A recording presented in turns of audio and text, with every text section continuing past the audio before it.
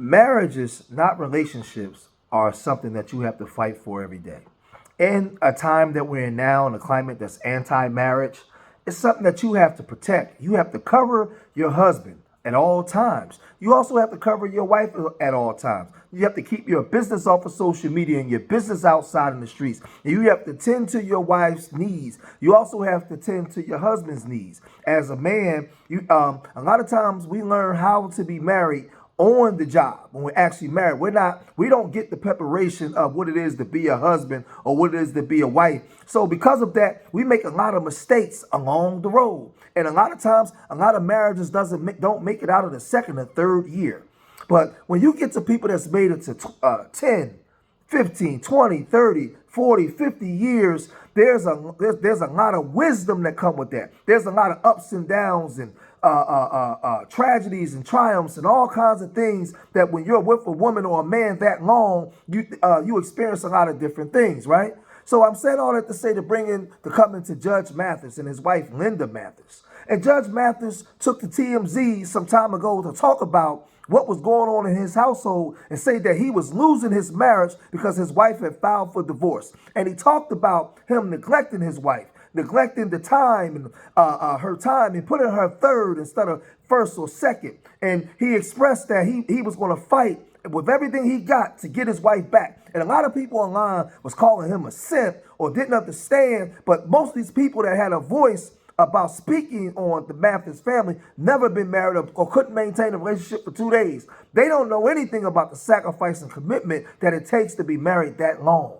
And he said this when TMZ called him in the airport. Mathis, how are you today, man? I'm good. How you doing? I'm doing all right. I want to ask... I'm not good, rather. It's the worst days of my life. How about that? Okay, well, I'm sorry to hear that. I wanted to ask you, with news of the separation, how are you holding up? Not holding up very well. I would say to other men, maybe I'll be an example for other men, cautionary tale. Don't neglect your wife. You see how me at the airport now, flying out, as I have for 40 or for 25 years. My wife has been third, serving the community, taping my show, having fun with friends. That's what happens, guys. Never be too busy or never have too much fun beyond your wife. So I do want to ask, the date of separation is listed back to July 17th. Has this been coming for some time now, or was it something out the blue? Well, ever since we started taping here in LA, I committed to staying home more and being more of a priority. But as you see, I haven't. I'm still here on the road, doing the same thing. And in terms of going out into another city. But I was gone for 3 weeks. That's what July 17th meant. Would you say you two are in a good place right now, or able to maintain a friendship? Or oh yeah, we're still in the same house and we're maintaining a friendship. And I'm trying to get my wife back. I have to show her that though. Hopefully I can show her while we're there together before, and hopefully she doesn't complete the process. But I'm changing in hopes that she will. I'm gonna get my wife back. How about that? Absolutely. I just wanted to eliminate all the rumors too, that it's something about a baby or even me molesting a child. It's none of that. I've just told you what it is. There were also, kind of some rumors of any infidelity. Did you want to clear that up at all? You say it's solely neglect. Well, neglect can create suspicion, certainly. If you're gone as much as I am, you have every right to suspect. You go to work, you go serving the community around the country, then you go with your guys to sporting events around the country, you go to other events except without your wife, hanging with you and enjoying herself with you. And so, yeah, she would have a right to suspect infidelity. But there's none of that going on. That's not the purpose.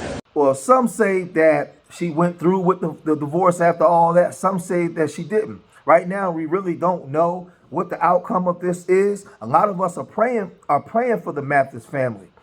We want to see them married. We want to see them together, right? Because we also saw them where he's home now, spending time with the family, and he's chilling with the grandchildren. Him and his wife now are making these videos with the grandbabies. Check this out.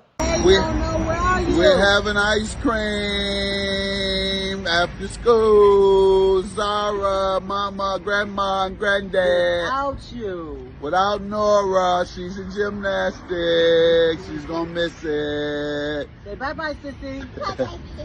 And bye-bye, everyone. This social media stuff and the social media era where you guys are not committed to anything out there, the first argument, you on the first thing smoking, you up out of there. You don't sacrifice for nothing. You care nothing about nobody. This time that we're in now is not situated for long-term relationships, long-term love. Now, all of you indulge in casual sex, and you don't like the accountability that come with that. See, because when you're dealing with human beings in the way we're designed to be together, we're still designed to be together and to love each other and want to be in relationships with each other. When a child is born, we're supposed to be there to watch the development of that child. You guys promote being single moms and being single fathers and to normalize this, right? But then you don't like it when you got to be that. It's the confusion, right?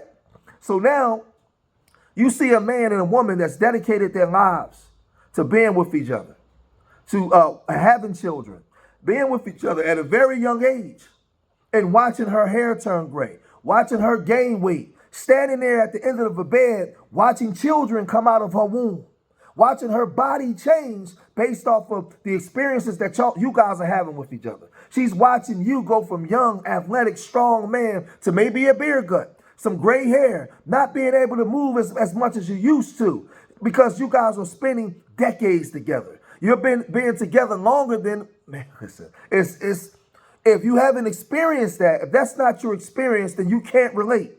So you shouldn't really be talking about it because you're not in that market of sacrifice and commitment. Watching children grow, feeding a child a bottle, and then overnight the child is 18 years old, on their way to college. And every day those children grew up in a household with you because you have a family that you sustain and maintain.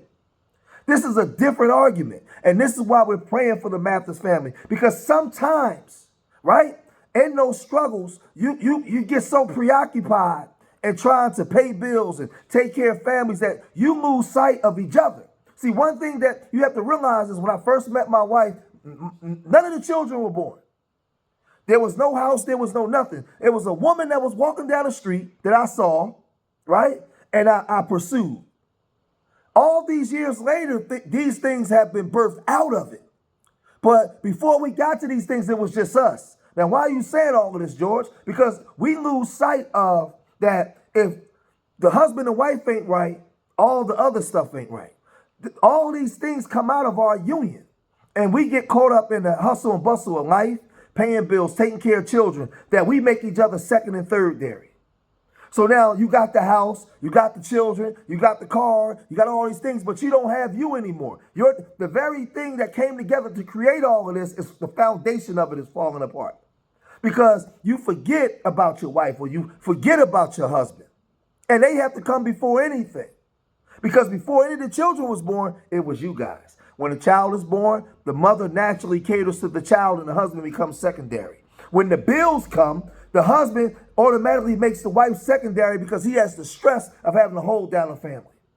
And you lose sight of all these things. But if this is not your reality and you're living into the reality of today, then you can't comprehend.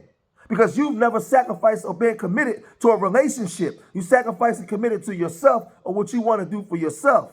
Right? But then you're saying, I can't get a relationship because you're not doing the things that it requires for you to actually have one. You're chasing a career. You're chasing whatever it is that your endeavors are. Right? But Judge Mathis wasn't finished where he also came online and he said this. I posted, hanging out with your wife recently. How are you guys doing? We're doing well. We're doing well.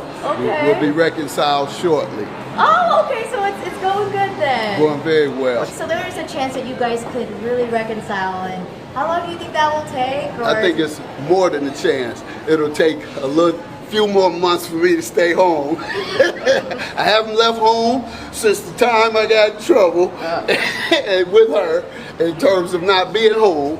I haven't left home. I'm put off all my speaking engagements around the country. So I'm home with my wife and we're doing fine and I'm enjoying it. And she is too. Oh, that's good to know. Okay, so what's the secret for dudes who need to get their girls back? That they have to put them first. You have to put them first and you have to attend to their needs. Can't be neglectful, can't be arrogant. You got to take them out. You have to court them. It's not over after 10, 15 years. You got to do it all the way out. So that's the secret, guys.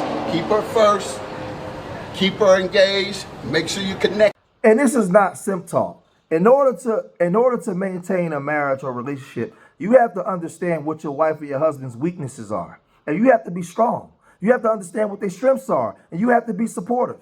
You have to be able to have an open ear. You have to be able to lend a hand and love, embrace patience. All of those things matter in order to maintain a relationship. And what he's saying is at some point, he lost sight of that. And he put his wife, in his mind, he believed that he was doing the right thing, going out to hustle to take care of his family. But it takes more than just that, because she still needed the time. She still needed the love. She still needed the affection. She still needed her husband. And he wasn't there in those times of need. So she really don't want to divorce him. She was trying her best to get his attention, because maybe she tried over the years and it wasn't working. It was going on deaf ears. He was turning tone deaf to what it is that she was expressing that she wanted from him. So now she did this, and at some point she got his attention, and he said, wait a minute, I'm about to lose my foundation. And he turned around and recognized that his work is not just being a judge and speaking engagements. There's children involved, there's grandchildren involved. There's a whole legacy involved that surrounds him as a man. And if he leaves his wife, he's not just leaving that. He's leaving all of that encompasses what his legacy and what he become. So what he said was, I got to sit my ass down. I have to sit my ass down. Because I'm not just letting down my wife. I'm letting down my sons, my daughter, my grandchildren. All of those that look to me as the leader. And yeah, we have a nice life based off of my work, but it's more to life than just the work. They need granddaddy. They need dad. The wife needs you to be there, to be present at times as well. And he recognizes that. So this is not a simp. This is a man holding down his family. This is a man that you guys online say that we need strong men in the community. We need men that are willing to hold down the family. We need men to be willing to be that will be willing to sacrifice. Right? When you see these type of men, you call him a simp. You say that he's soft. You say that he don't understand. Shut your mouth up if you ain't willing to have this experience. You don't know what you're talking about. Because the minute the going got rough, you got going. You got up and rolled out. And you created a single mom. Or you left your husband after an argument or when things didn't go your way. You didn't stick it out. You didn't tough it out.